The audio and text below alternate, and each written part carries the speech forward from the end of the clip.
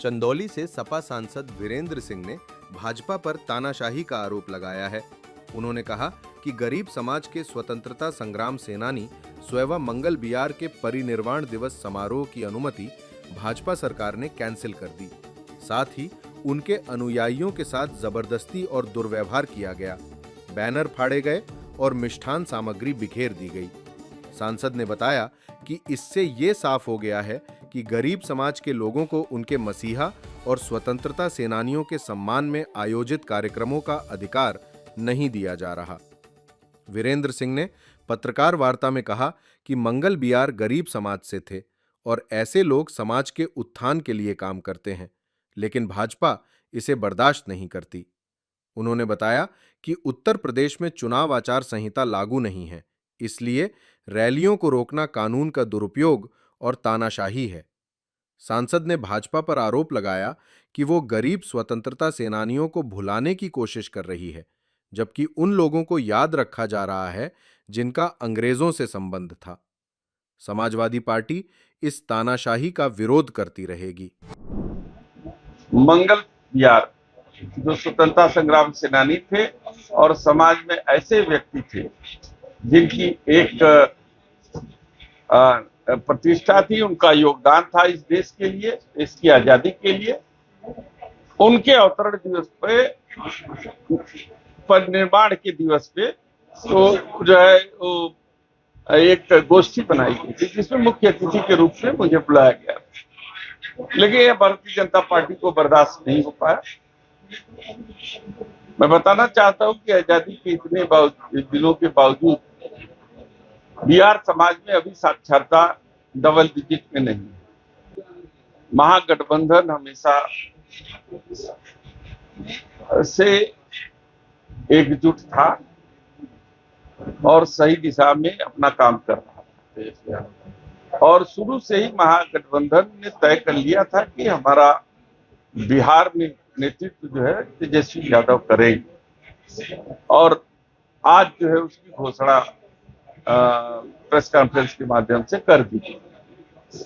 इसलिए जो एनडीए का जो कुनबा है वो पूरी तरीके से घबराया हुआ है और वो जानता है कि महागठबंधन उनसे बहुत भारी पड़ रहा है और सरकार बिहार में बनाएगी। ये कर्तव्य बनता है हर पार्टी का कि गरीब समाज को उनकी पहचान बनाने, उनको एक सम्मान देने, उनको मुख्य धारा में लाने के लिए कुर्बानी तो देनी ही पड़ेगी। तो मुकेश सहनी एक उभरता हुआ सितारा है बिंद और मलाह समाज का, उसको अगर डिप्टी सीएम के लिए उनका नाम प्रस्तावित है तो उसका स्वागत किया जाएगा। राम को अगर आप दो भाग में बांट दीजिए तो एक वो राम जो राजा राम थे